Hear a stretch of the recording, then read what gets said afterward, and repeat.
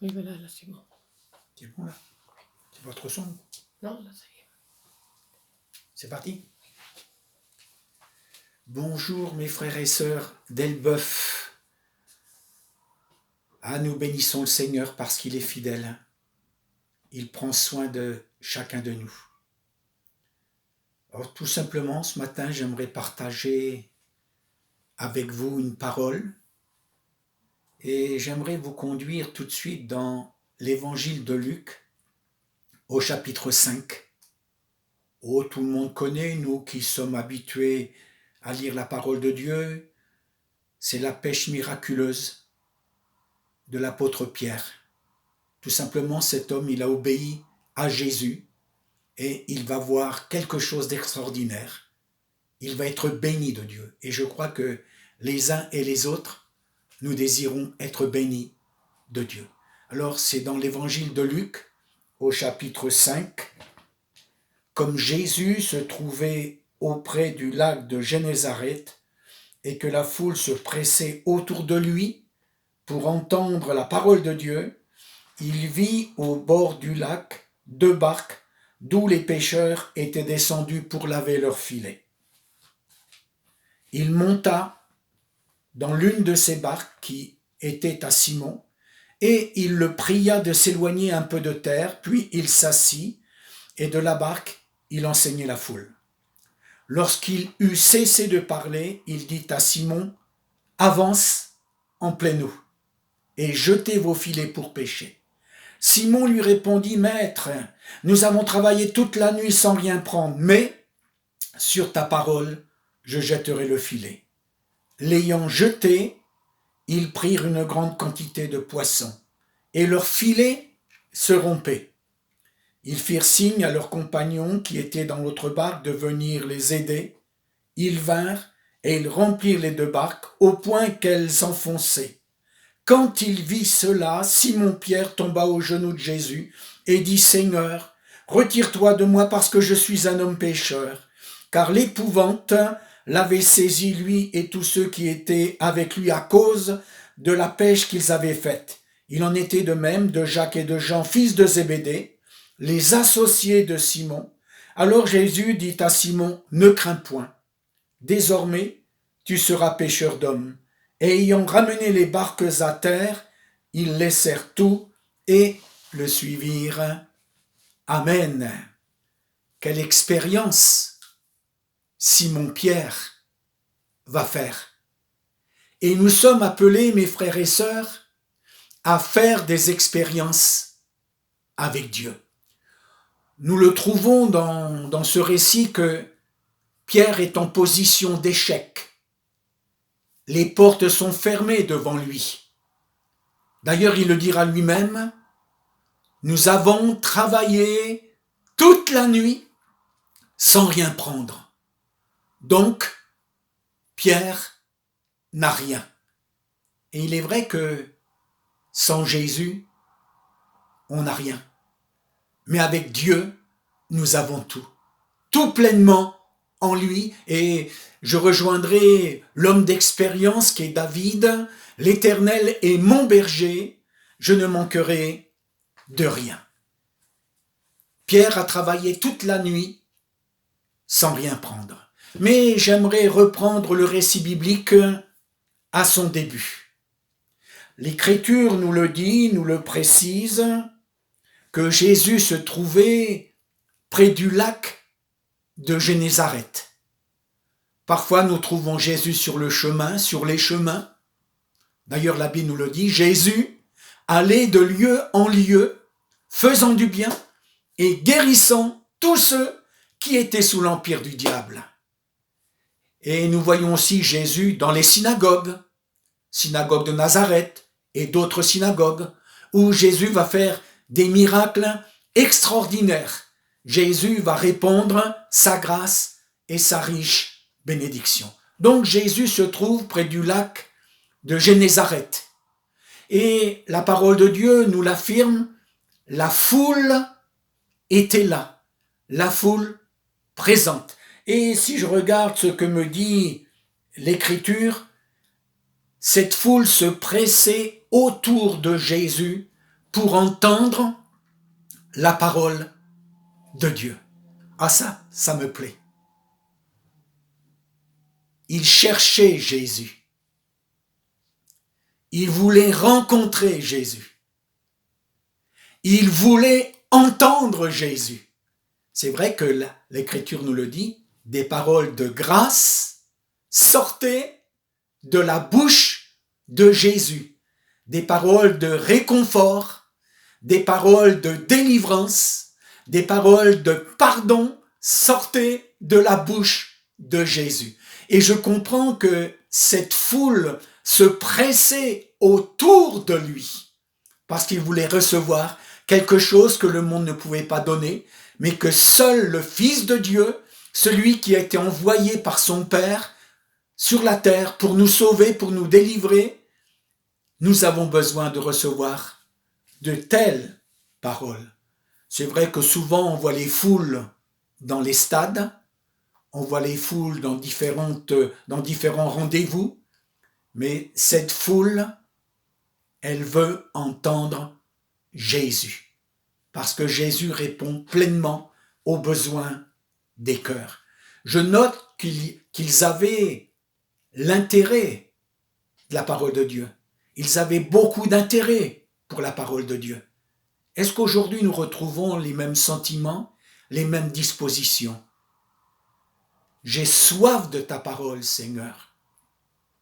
Heureux ceux qui ont faim et soif, car ils seront rassasiés. Jésus désire nous bénir. Alors vous me suivez, mes frères et sœurs? Jésus se trouve près du lac de Génézareth et la foule se pressait autour de lui pour entendre la parole de Dieu.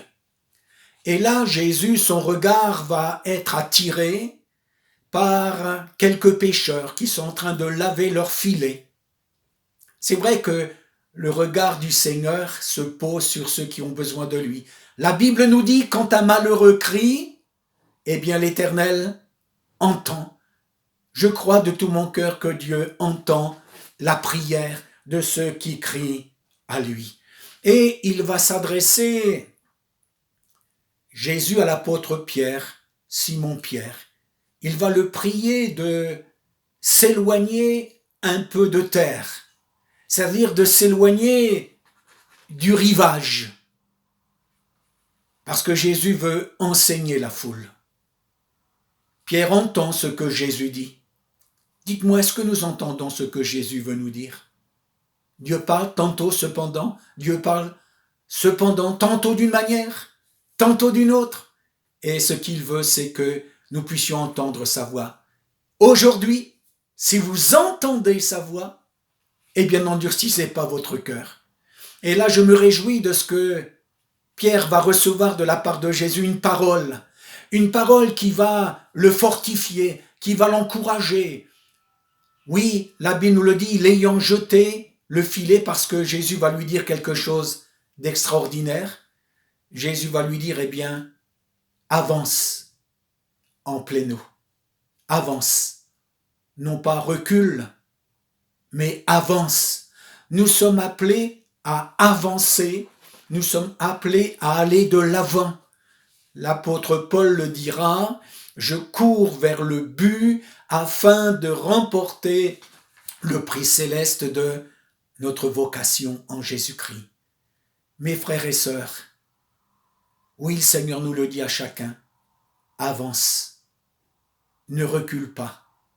C'est vrai que nous aurions tendance à reculer, à stationner, mais je crois dans la fidélité de Dieu, dans la bonté de Dieu.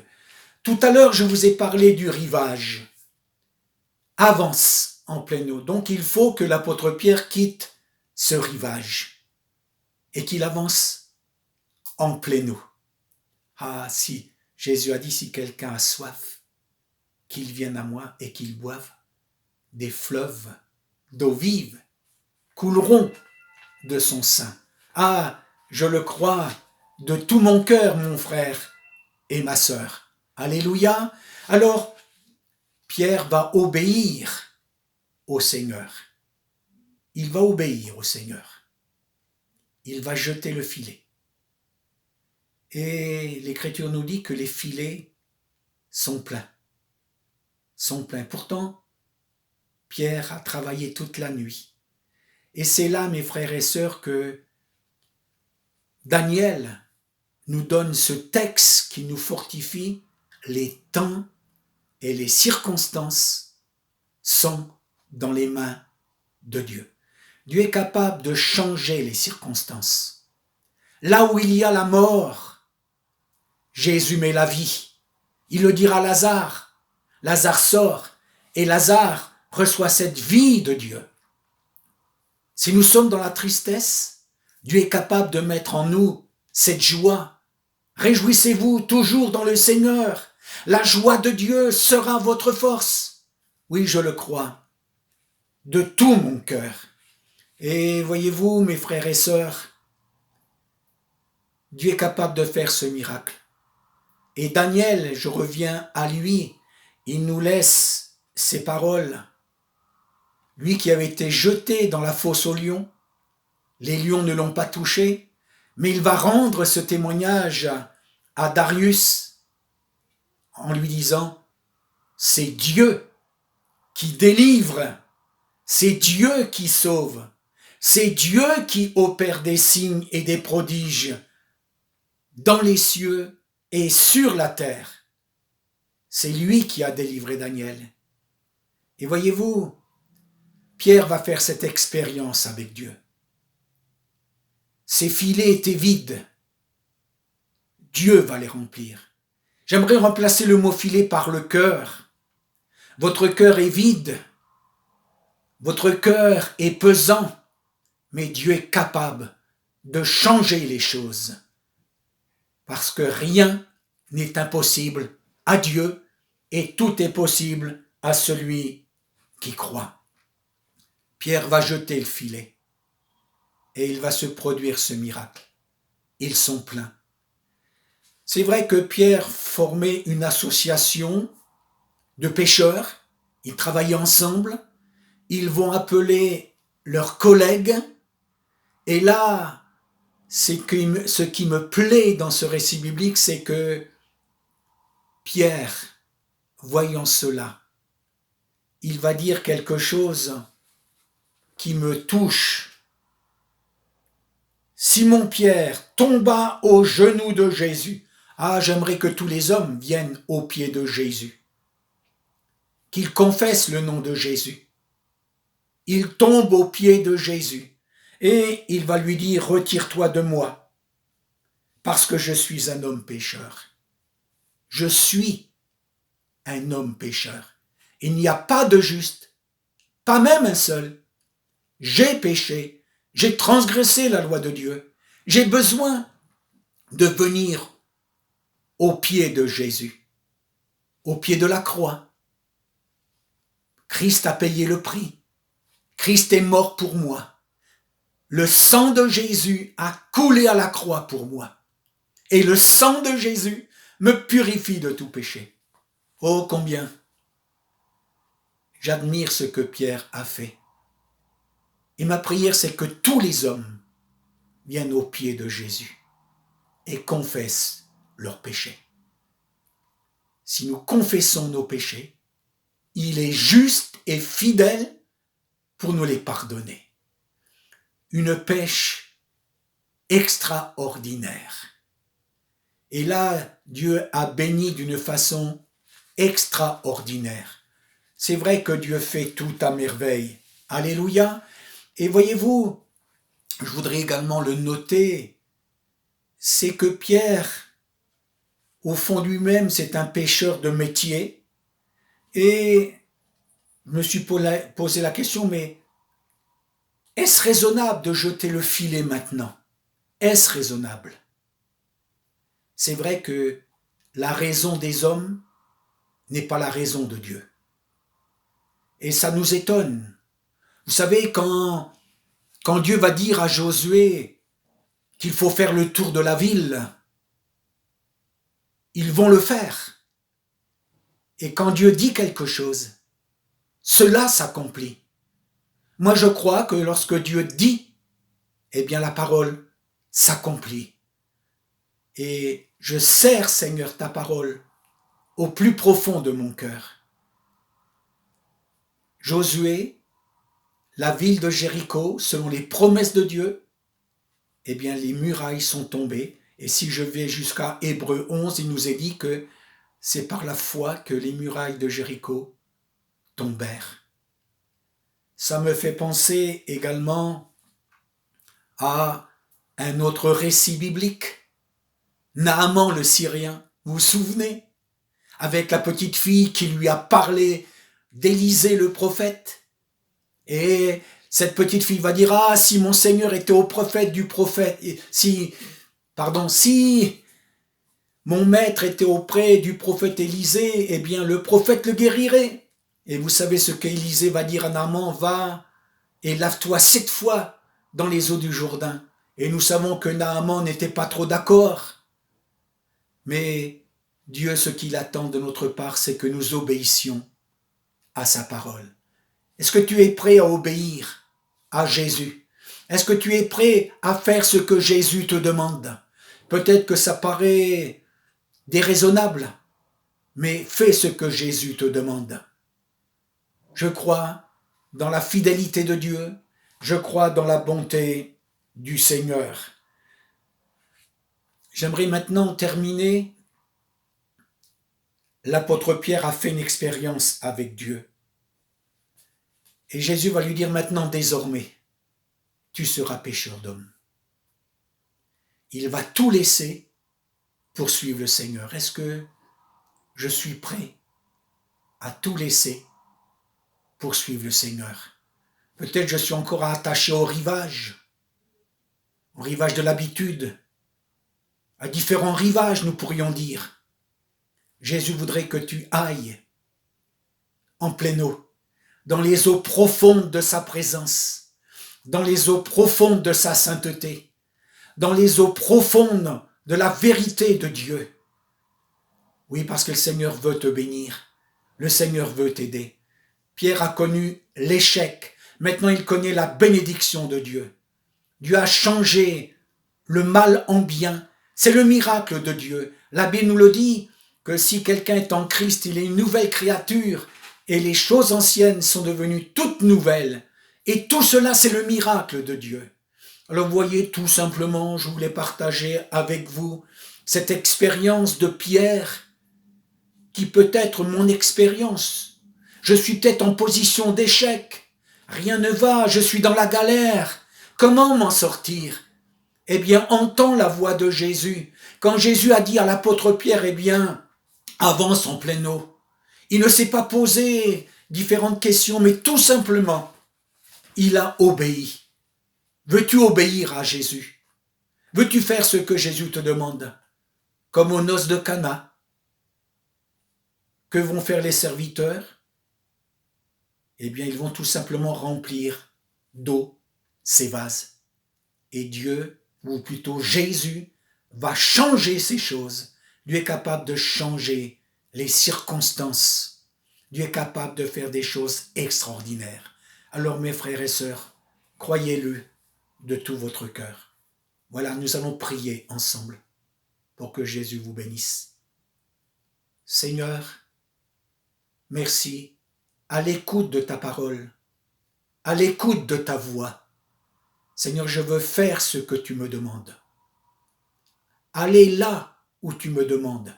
Faire ce que tu me demandes. Accomplir ce que tu me demandes. Seigneur, Pierre l'a fait. Et il s'est produit ce miracle, ce changement. Est-ce que je suis prêt à faire ce que Jésus me demande? Et quel changement extraordinaire. Les filets étaient vides. Jésus va remplir ses filets, ses cœurs. Jésus désire remplir ta vie de sa présence et de sa paix. Accepte le Christ comme sauveur personnel. Crois que Jésus est mort pour toi sur la croix, qu'il a payé le prix. Et il a payé ce prix. Il a tout accompli pour que ma vie soit une vie de victoire, de triomphe, et tout cela c'est par grâce. Alors, mes frères et sœurs, que Dieu vous bénisse et que Dieu vous soutienne. Amen.